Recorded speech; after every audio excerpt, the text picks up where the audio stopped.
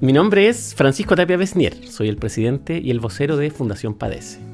Hoy día tenemos el placer de darles la bienvenida al episodio 3 del podcast Por una conciencia dermatológica, el podcast de Fundación Padece, traído a ustedes gracias al patrocinio de Laboratorio Sanofi Aventis de Chile y AVI Productos Farmacéuticos Limitada.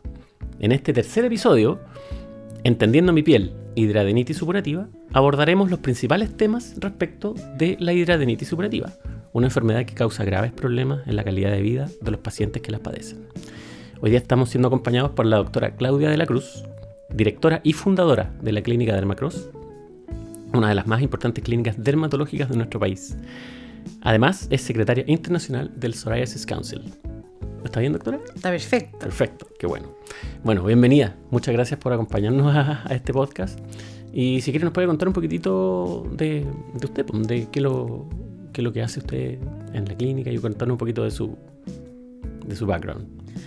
Muchas gracias, Francisco, por esta invitación. La verdad es que para mí es un placer estar aquí contigo, especialmente colaborando con este maravilloso proyecto que tú tienes, que es la Fundación Padece, y a través tuyo también llegar a los distintos participantes, auditores, pacientes que te siguen y que te acompañan y a quienes tú tratas de ayudar durante este camino.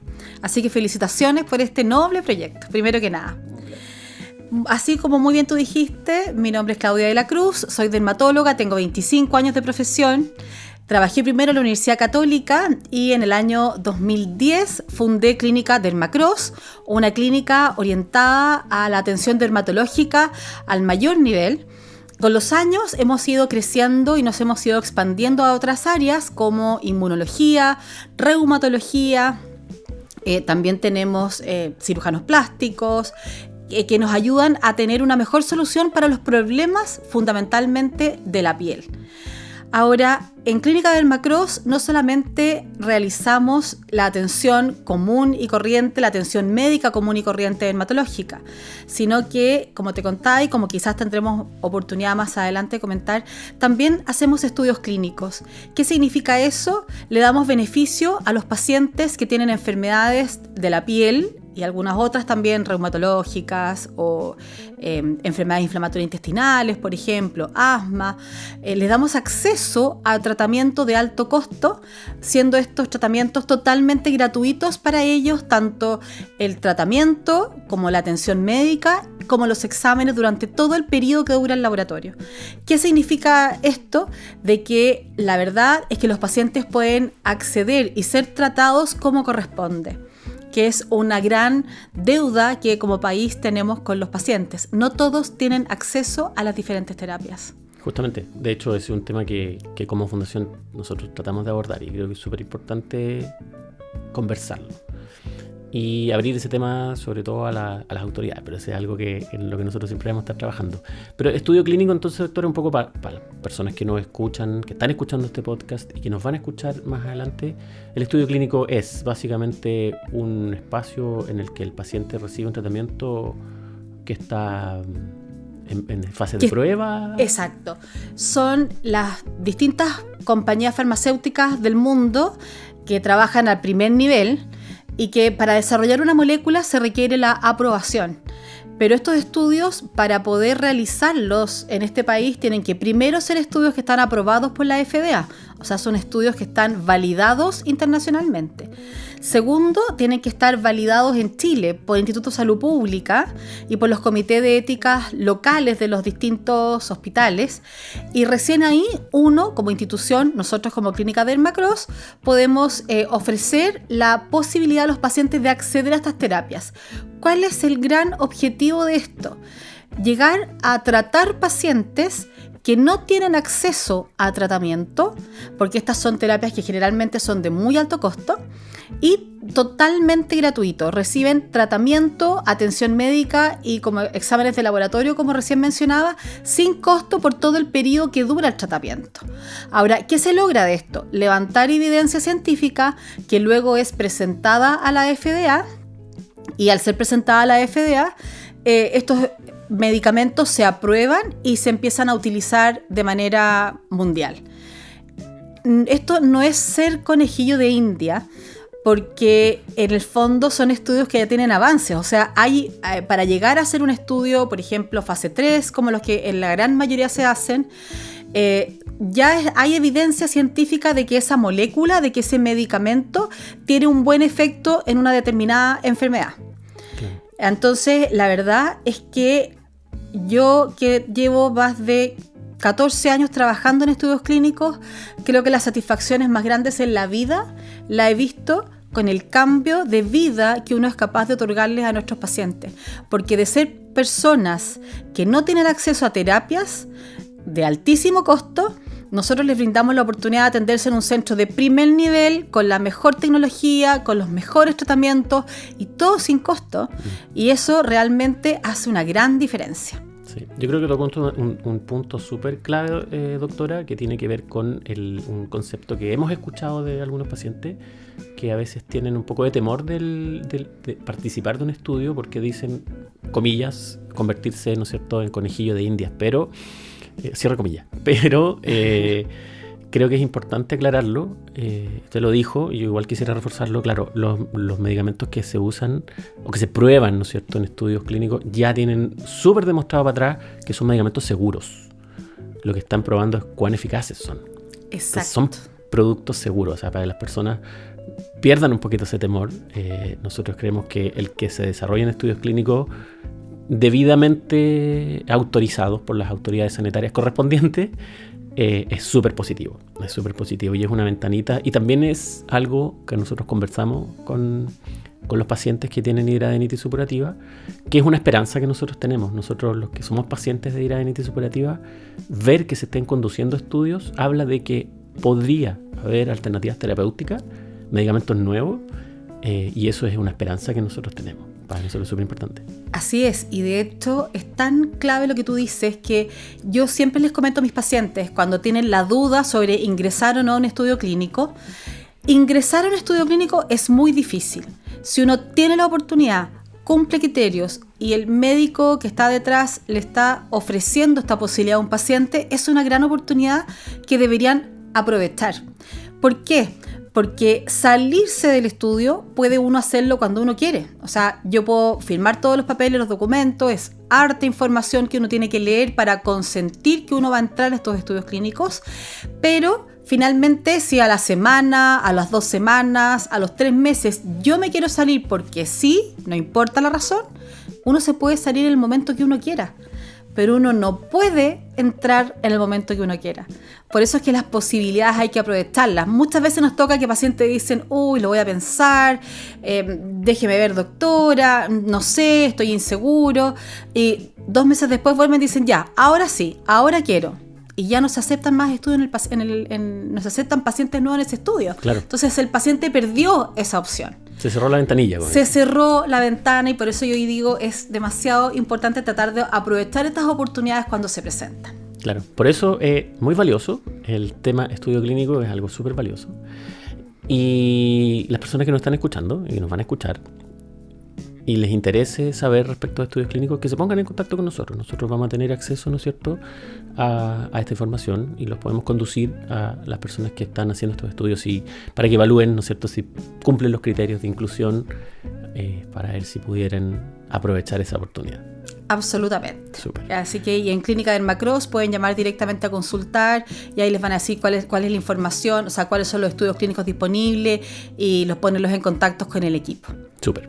Ahora, nosotros, bueno, el título de este podcast es Entendiendo mi piel, hidradenitis supurativa. Y hemos mencionado varias veces el nombre de hidradenitis supurativa, pero creo que sería importante partir como del principio. Y me gustaría pedirle a usted una definición un poco para las personas que nos escuchan. ¿Qué es la hidradenitis supurativa? La hidradenitis supurativa, primero que nada, es una enfermedad crónica de la piel que afecta muchísimo la calidad de los pacientes que la padecen. ¿Qué es lo que la produce? Generalmente es a nivel de folículo piloso.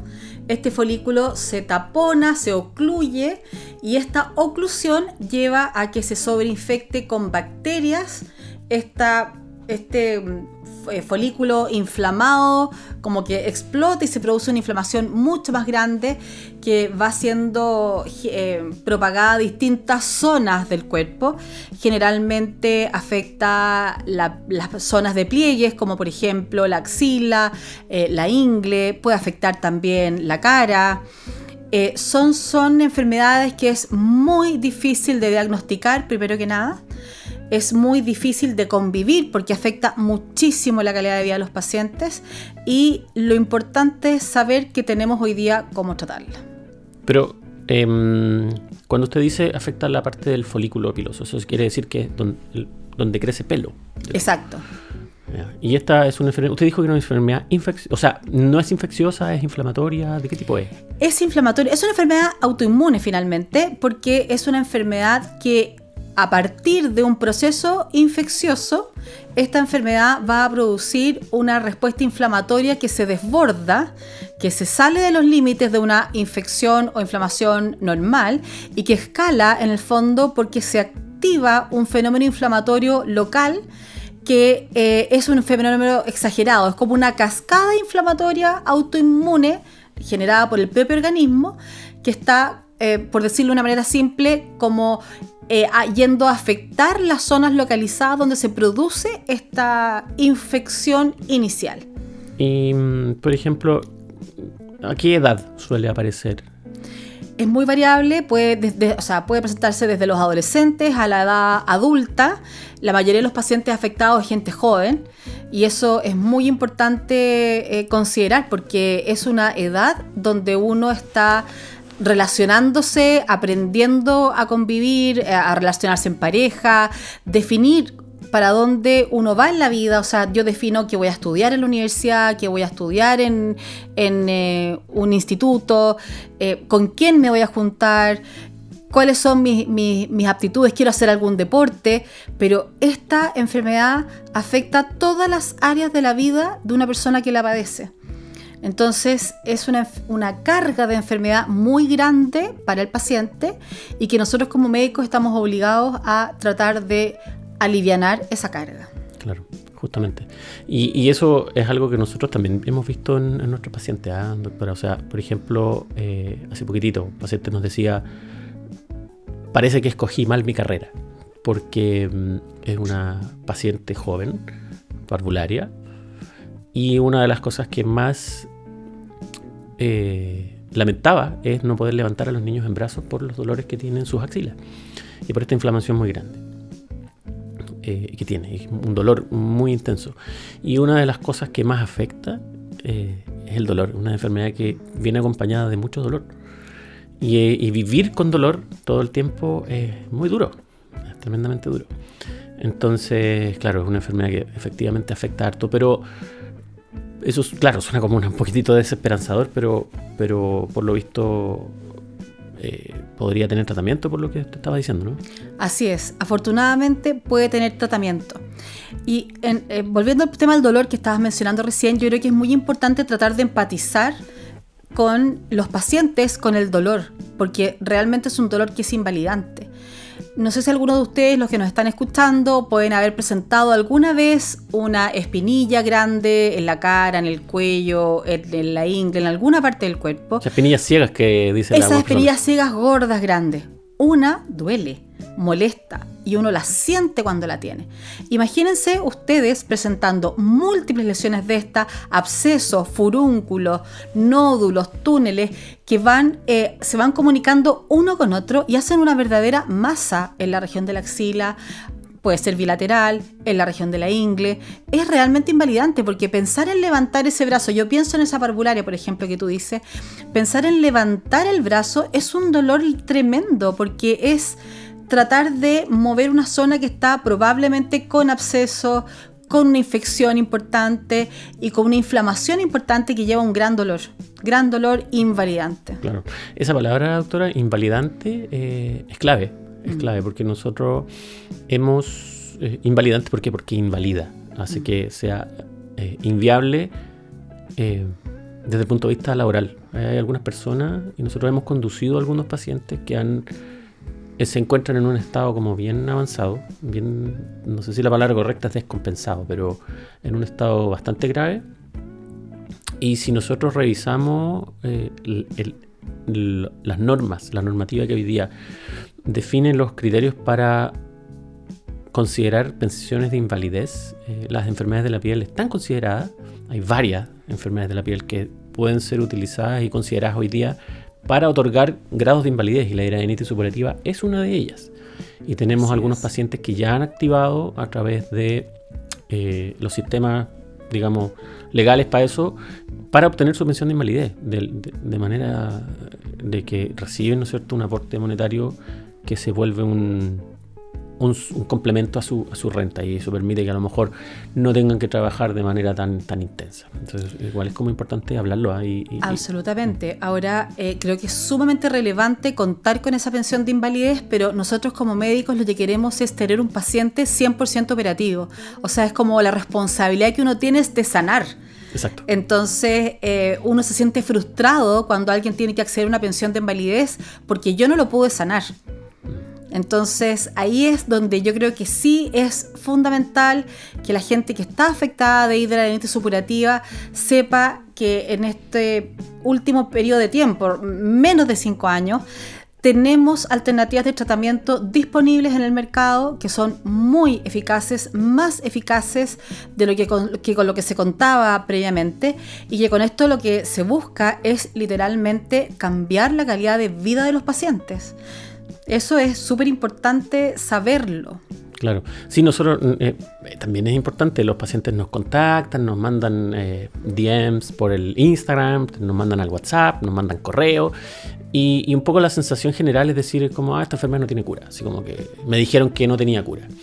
Pero nosotros sabemos que sí lo hay, pues, que sí. Entonces hay una esperanza, no queremos que los pacientes como que se nos vayan a desesperanzar, sino que sepan que hay tratamiento, y pues por eso están, ¿no es cierto?, los especialistas, los y las especialistas que están tratando a los pacientes, y para nosotros también es importante, para nosotros es súper clave que el paciente se sane. Nosotros queremos que esté bien, pero el sistema que regula las pensiones de invalidez, existen 2 tipos de pensiones: las pensiones parciales y las pensiones totales.